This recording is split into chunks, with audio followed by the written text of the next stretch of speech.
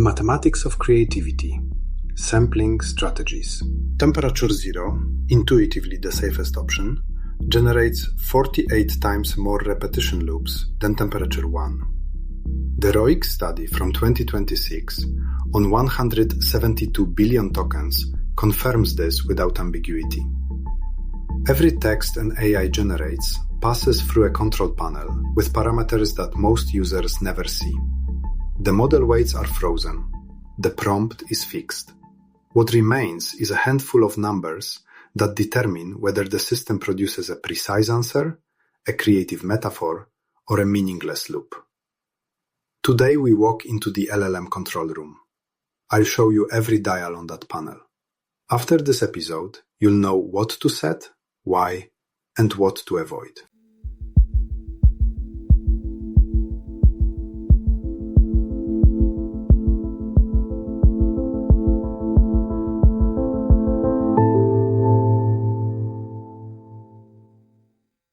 Raw material, 50,000 candidates. The final layer of the neural network produces a vector of raw numbers, so-called logits, one value for each token in the vocabulary. GPT-2 operates on over 50,000 tokens. Newer models exceed 100,000. These raw numbers can be positive, negative, or close to zero. On their own, they have no probabilistic interpretation. They are the raw material from which a probability distribution must still be built. The transformation of logits into probabilities is performed by the softmax function. Each logit is exponentiated, an exponential function, and the result is divided by the sum of all exponentiated logits. The effect is twofold. All values become positive, and their sum equals exactly 1. The key property of softmax is dramatic amplification of differences. For logits of 8, 5, and 0, softmax gives probabilities of 95.3%, 4.7%, and 0.03%. The logit 8 is merely 1.6 times larger than 5. The corresponding probability is 20 times higher. Exponentiation is nonlinear and unforgiving. This is the foundation of the entire sampling mechanism. The resulting distribution has a characteristic shape: a few tokens with high probability and a very long tail of tens of thousands of tokens with negligible probability. Holtzman and colleagues showed that the core of the distribution typically spans from 1 to 1,000 candidates. The rest forms the so-called unlikely tail. Sampling from it produces text disconnected from context. These raw readings on the monitor need interpretation. The question remains: how does the control room decide which token to select? The greedy trap, greedy decoding. The simplest strategy is to always select the token with the highest probability. It sounds safe. In practice, it's the worst strategy for open-ended text generation. GPT-2 under greedy decoding falls into a loop. I quote, "I enjoy walking with my cute dog, but I'm not sure if I'll ever be able to walk with my dog and can't escape it." The problem has a feedback character. The probability of repeating the phrase grows with each repetition, a self-reinforcing cycle of degeneration. In Holtzman's experiment, greedy decoding achieved 73.66% repetition. Nearly 3/4 of the generated text consists of repeating phrases. Human text has 0.28%, a chasm.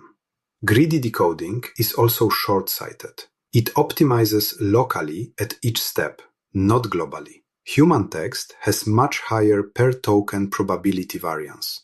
Natural language is inherently surprising. Greedy kills that surprise. The control room needs a thermostat, a way to regulate risk. In 1868, Ludwig Boltzmann provided the mathematics. The thermostat, temperature and physics.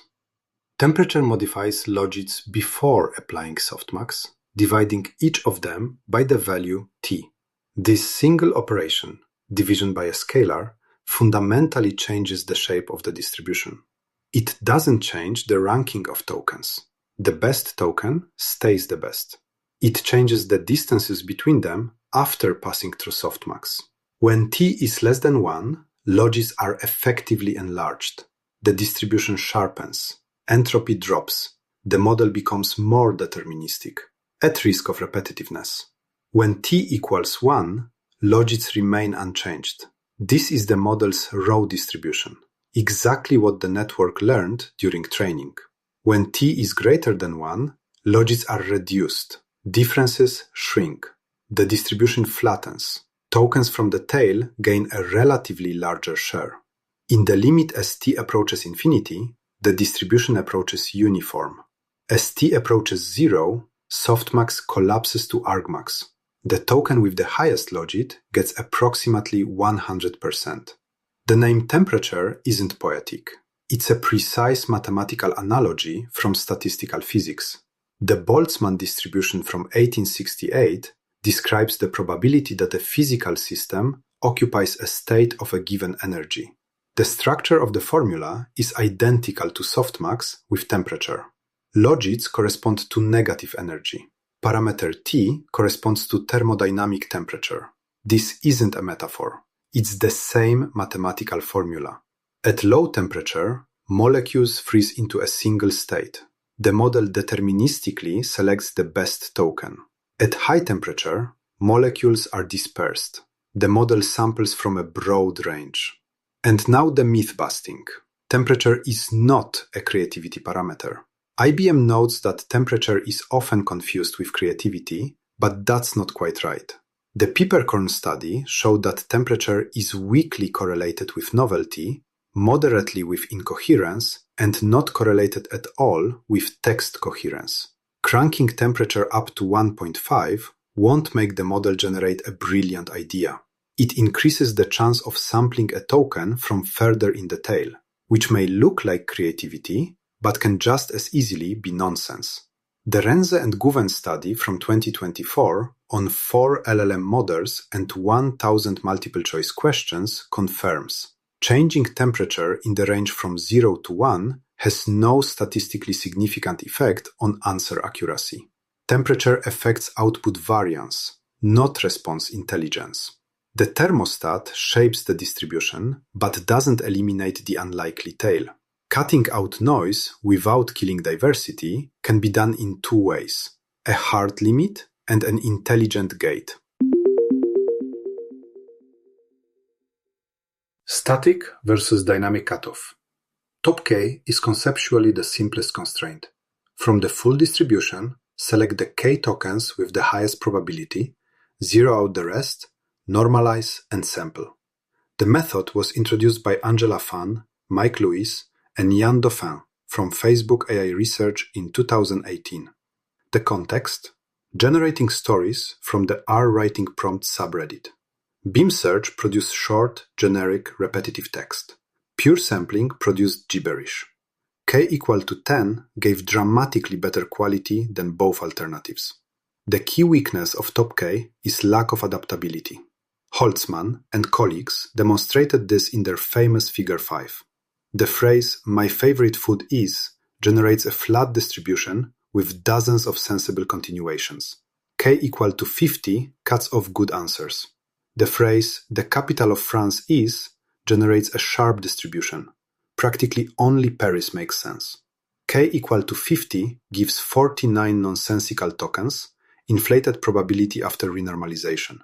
A fixed K is suboptimal in changing contexts. Top P, or nucleus sampling, solves this problem elegantly. Instead of fixing the number of candidates, it fixes the probability mass. Sort tokens in descending order, sum cumulative probability from the top until the threshold P is exceeded, zero out the rest, normalize, and sample. When the model is confident, the nucleus shrinks to a few tokens. When uncertain, it expands. Dynamic adaptation to model confidence at every generation step.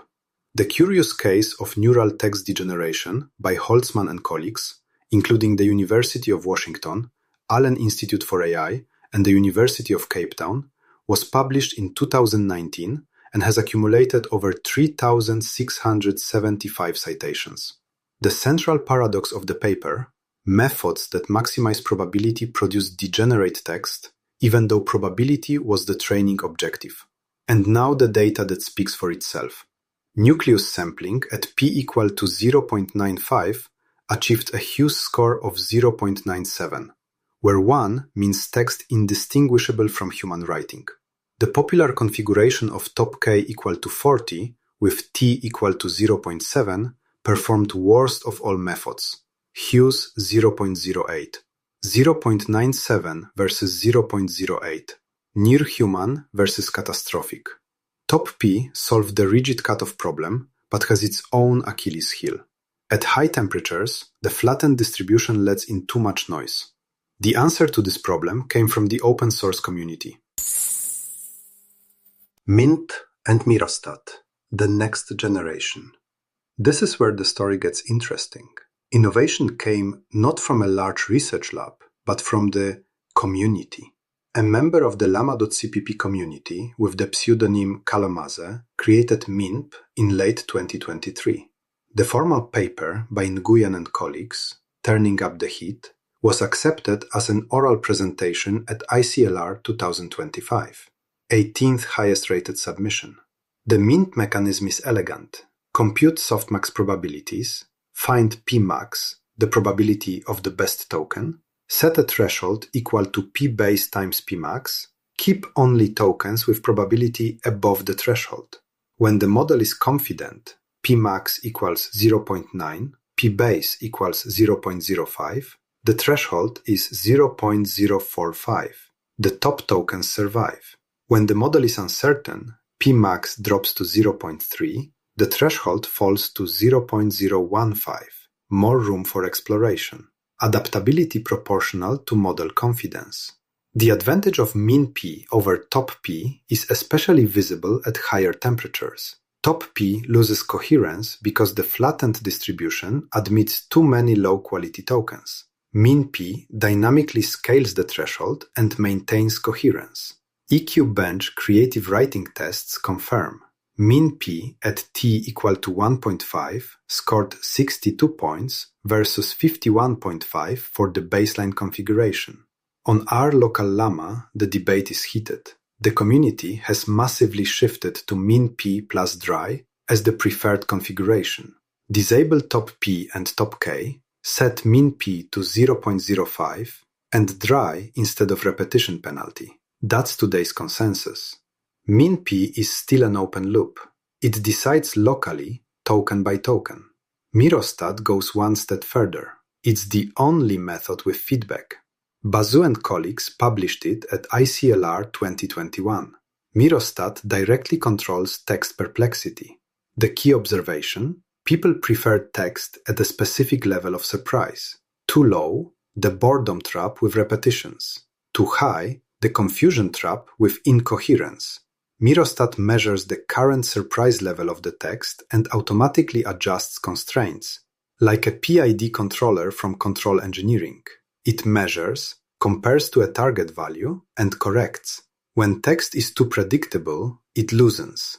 When too chaotic, it tightens. When Mirostat is enabled, it replaces top K, top P, and typical sampling. It operates as an alternative controller. It's the only closed-loop method in the world of sampling. Min P and Mirostat solve the quality problem. Commercial API providers, however, don't offer these methods. Each provider also has its own configuration pitfalls. API pitfalls. Production configurations. Different providers, different pipelines, different pitfalls. Starting with the hardest cases. Claude 4X from August 2025 rejects requests that simultaneously set temperature and top P, returning a 400 error. A breaking change that caused widespread failures in N8N, Light LLM, LangChain.js, and many other frameworks. Gemini 3 from February 2026 strongly recommends temperature equal to 1. Lower values cause answer looping or performance degradation, counterintuitive for developers accustomed to lowering temperature for determinism. OpenAI reasoning models, WO1 and O3, have sampling parameters frozen.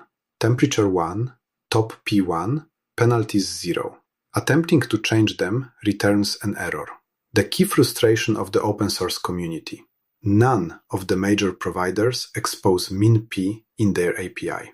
And what to set in practice? 4 recipes that work in production. Code generation. Temperature from 0 to 0.3, top P from 0.9 to 0.95. The Julia LLM leaderboard showed that GPT-4 achieves optimal performance at T equal to 0.1. RAG and factual questions. Temperature from 0.1 to 0.3, restrictive top P. Creative writing. Temperature from 0.7 to 1, top P from 0.9 to 0.95. For local models, min P 0.05 with temperature from 1 to 1.2. Chatbots. Temperature from 0.5 to 0.7. Balance between personality and reliability. One more thing. No commercial API guarantees full determinism. Even at temperature 0, responses can differ between calls. Non-determinism in GPU floating point arithmetic, request routing, infrastructure updates. The practical solution: cache responses and design systems tolerant of variance. That was the full control panel, from raw logits to production configurations. 3 things to remember. 3 takeaways. First, temperature is a risk parameter, not a creativity parameter. Cranking up T doesn't make the model smarter. It increases output variance. The PiperCon study confirms weak correlation with novelty, zero correlation with coherence. Second, adaptive methods outperform static ones. Hughes 0.97 for nucleus sampling versus 0.08 for top K with temperature. Min P goes further, stable even at high temperatures. The open source community has massively shifted to min P plus dry. Third, there's no single best sampling configuration. There's only the best configuration for a specific task, model, and context. T equal to 0 isn't a safe haven. 48 times more loops. T equal to 0.7 for everything is an artifact of early GPT-3 experiments. The future is adaptive decoders trained with reinforcement learning. Improvements of up to 10% over the best static baseline. Sampling parameters are the only control layer in the inference phase. It's worth understanding them better than at the level of 0.7 works for everything. If you're configuring sampling in production, write in the comments which configuration works for you. Subscribe to the channel. In the next season, we start with how models learn from data. Thank you. See you in the next episode.